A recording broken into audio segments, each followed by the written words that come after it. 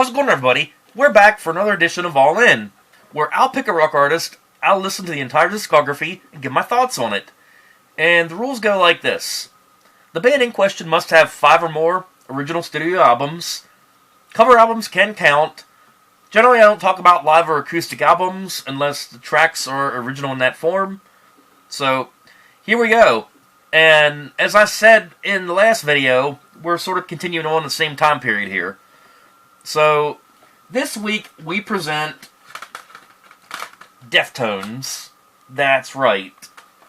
So, they're a band I remember hearing when I was in late high school. The first time I think I remember hearing them was definitely on the radio with their song My Own Summer, Shove It. And I remember thinking, man, that's a damn good song. And it sounded unique for the time, too, because that album came out in 97, and we were sort of on, the downslip of grunge, and nu metal hadn't really taken off yet. So, they sort of had a unique sound for the time when they came out, so to speak. And concert experiences, yes, I did get to see them live, and yes, I mentioned this concert last video. I saw them with Metallica, and it was Mudvayne, Deftones, Linkin Park, Limp Bizkit, and then of course Metallica. And yeah, they put on a damn good show, and I swear, that's the loudest live vocals I ever heard. When they performed the song Hexagram, the loudness of the vocals could have almost, pierced your ears. It was that loud. So, getting into it here. So, Deftones, they have, how many is it? 9 original studio albums, and it's ranging from their debut Adrenaline back in 1995 all the way to as recent as their album Ohms in 2020. So, decent-sized discography. Definitely a big time range here. So I guess we'll start off with Adrenaline, which I was getting them all on physical for the first half of their career. So right here it is. Now, this is one of those that I heard it later, and then I sort of stepped back to listen to it after I heard Around the Fur. And so we start off with the song Bored. We have Minus Blindfold, 1 Week, Nosebleed, Lifer, Root, 7 Words, that's a good one, Birthmark, Engine Number 9, another good one, and Feral. And I remember I heard Bored on, going back to my buddy from Kentucky, in his apartment in Harrisburg, whenever we worked together at Adelphia, he had digital cable back then. Ooh, digital cable, that's a big deal back in 2001. Yeah, it was. I mean, it was, if you had digital cable, you were baller, man. But anyhow, he had a channel on there called MTVX. That's right, MTV had an all-rock channel at one point. And that's where I first heard the song Bored. And then, of course, I went to the music store, picked this up. And, yeah, very, very heavy. So, yeah, I love that album. Anyhow, we move on to their second album, and the one that put them on the map, I think, Around the Fur. So yeah, right here. And obviously the first Deftones album I ever bought. So, we have My Own Summer, Shove It, which got them on the map. We have Anabea, Mascara, Around the Fur, Rickets, Be Quiet and Drive, Far Away, which was their second single off of this. We have Lotion, Dow the Flu, Head Up, which is real good, and it ends with MX.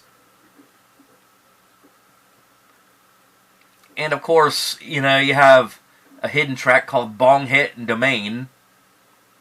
And Domain actually is a pretty good track, to be honest with you. I like that track. So yeah, that wraps it up for 90s Deftones. So already they're 2 albums in, and nu metal hadn't even really taken off yet. So, moving into the 2000s, we have the album White Pony. And I did purchase this one at the time it came out. So, something they did that was kind of odd, it sort of pissed me off. And not because it was a sucky album, not at all. It was a great album. I love it. But what pissed me off is I got the original issue of it. So here we start off with a song, Patricia, Digital Bath, which was real good. We have Elite, RX Queen, which features Scott Weiland of Stone Temple Pilots. You have Street Corp, Teenager, Knife Party, Korea, I love that one. Passenger, which features Menard, James Keenan. Change in the House of Flies, which arguably I would say is like their most popular song in their whole discography.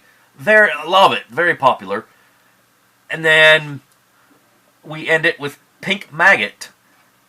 And this kind of brings me to what sort of pisses me off here. So Pink Maggot sort of had a little variation of Back to School in the song. And I remember, like, Back to School was, like, what sold me on this album. And it's like, man, that song kicks ass. And then Pink Maggot was sort of more of an instrumental that had, like, a little variation of it. And it's like, what? The song's not even on the disc. What the hell? So, they re-released the album. Of course, with, like, different album colors. But they re-released it with Back to School Mini Maggot as... Mini Maggot. They released it as Back to School Mini Maggot as the first track. It's like, damn, I gotta rebuy this album to get that track? Well, I didn't. I later on waited and then downloaded it. But other than that little gripe, it was a damn good album. This one definitely got them more into the mainstream rock scene, for sure. And of course, by this time, nu metal was definitely at its stride. So, moving along. So, 2003, we have their self-titled album, Deftones, right here. And this was the album they were promoting whenever I saw them with Metallica. Same year, 2003. So we start off with Hexagram. Very awesome track. Pins and Needles. Minerva, which was a real popular one. Good Morning Beautiful. Death Blow. When Girls Telephone Boys. Battle Axe, which is good. Lucky You. Bloody Cape. Anniversary of an Understanding Event. And Mona. And this is back in the day when you got enhanced CDs. Another thing you don't get with downloads these days. Yeah, very cool art on a CD. You don't get that with downloads either. Another good solid album. I got that one through a BMG. So then, moving on. More of a comp album. Not really an original, but a comp album. B-sides and rarities. So here you get like covers, you get acoustic versions, remixes. It's sort of like, the leftovers. B-sides, whatnot. Oh, and you also get not only a CD, but you also get a DVD featuring all the music videos up to that point. Really cool stuff.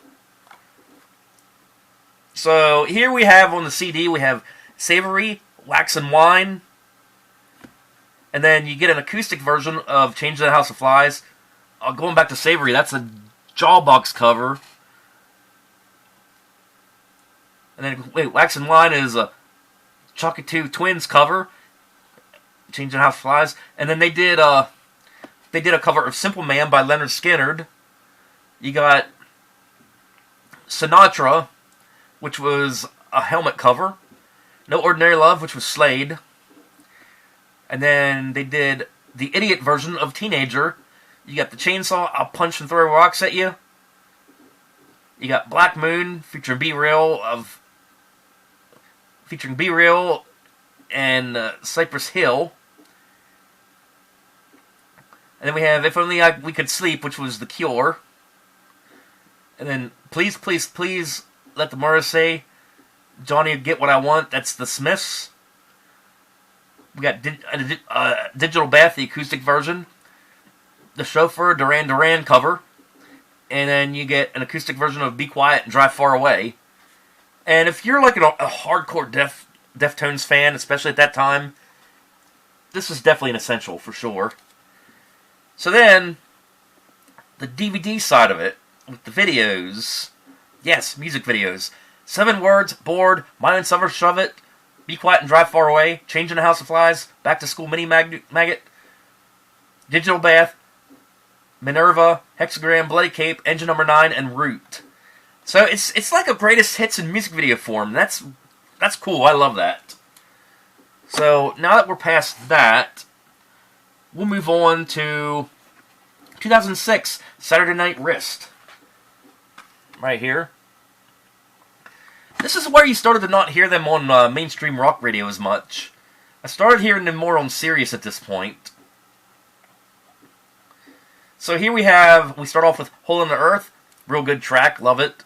Rapture, another good one. Beware, Cherry Waves, you got Mine, featuring Surge from System of a Down. You got UUDD LRAB Select Start. I guess it's kind of an homage to the Konami code. Exorces, Rats Rats Rats, which I've heard before on Sirius. Pink Cellophane, Combat, Kim Dracula, that's a good one. And Riviere. And then if you got the bonus track, you got the cover of Drive, which was the Cars. So, another good solid one from these guys. Not my favorite, but definitely solid. So that ends it for the 2000s, as well as my physical copies of what I had. So moving on to their latest half of the discography, 2010 we get Diamond Eyes. And they really took a mellow approach to this album. So you have the title track, Diamond Eyes, which was the big track off of this. Royal, Command Central, You've Seen the Butcher, Beauty School, Prince, Rocket Skates, Sex Tape, Risk, 976-Evil, and This Place is Death. And I didn't listen to this album more than one time, so I really can't form much of an opinion on it, but I didn't like it as much as all the prior ones. But maybe I gotta give it another chance. I don't know. And I did say we do talk about cover albums, but 2011 they released, of course, covers. So, and many of these tracks are already on the B-sides and rarities, so much of this is like repetitive stuff here. But, oh no, not a bad collab with covers, anyway. So moving on, 2012, Koino Yoken. I guess that's how you say it. So here we start off with Swerve City, really good track, love it. You got Romantic Dreams, Leathers, Poltergeist, Embalmed, Graphic Nature, Tempest, another damn good track, love it. Gauze, Rosemary, Goon Squad, and What Happened to You. And I feel like they got a little bit heavier on this one. Like, it was actually pretty good, to be honest with you. Again, one of them deals where, you know, at first I started, like, listening to just maybe, like, their 2 most popular tracks from it, and then, like, going back to it and hearing it all, it's like, damn, I'm really missing out here. That's what I like about this show here. Like, I kind of, like, go deep into the deep tracks and see, are there any hidden gems? So, moving on, 2016, we have their album Core. So here, starting off, we have Prayers Triangles, we have Acid Hologram, Doomed User, Geometric Headdress, Hearts and Wires, Pitra and Flaminate, Xenon, El Morel, Gore, Phantom Bride, which features Jerry Cantrell, and Rubicon. So now moving on, we move on to their album Ohms. This one coming out in 2020. So their latest, even though it's been 5 years ago. And I don't know for sure if they're going to come out with some new material. Supposedly they are, but we'll just have to wait and see. But anyhow, what we got in this listing, we have Genesis, not the band, Cemetery, Uranita, Era, The Spell of Mathematics, Pumpagee, The Link is Dead, Radiant City, Headless, and we end with the title track, Ohms.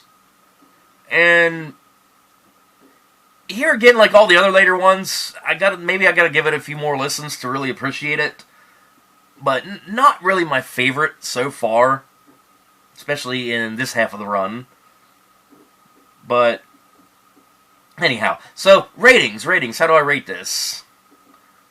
Well, first off, we got to break it off into eras, since they had a pretty decent time here. What do we got here? So, what we're going to do, we only have a couple in the 90s. We're going to do 90s and 2000s in one era. That's the first half. So, yeah, 90s and 2000s, and then we're going to do 2010s to now in the last half.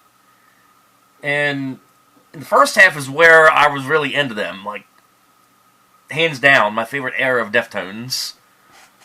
So, I don't hate any of them. I'm going to say that right off. But, as far as a favorite, and despite my gripe about the fact that they didn't put Back to School Mini Maggot on it at first, and I bought it without the track, I'm going to say it's my favorite.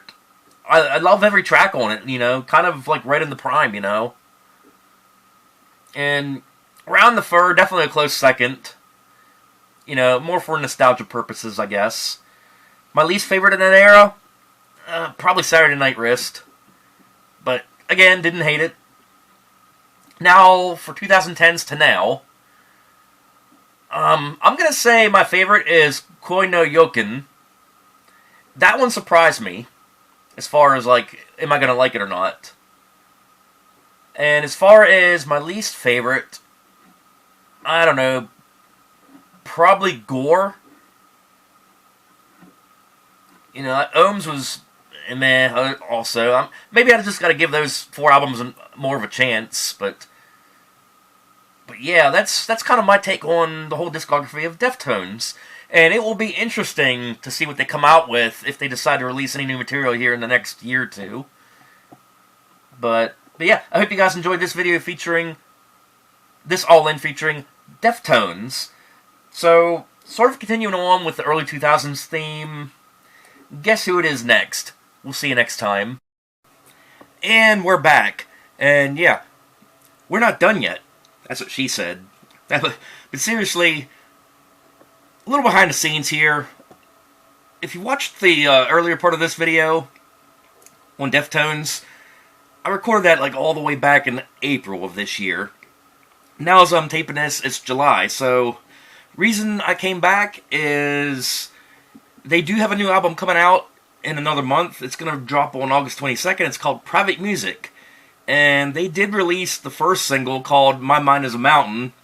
I did listen to it a couple times, and I did like it so far, so this new album coming out, it's definitely promising.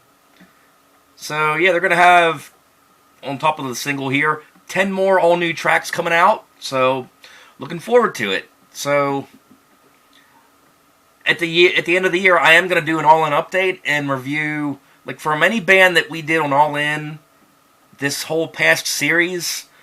If any of them released any new material, I'm going to come back at the end of the year and we're going to go over it. You know, sort of as like a part 2 to some of these bands that still keep releasing current material. But anyhow, if you've stuck around this long, we'll see you next time.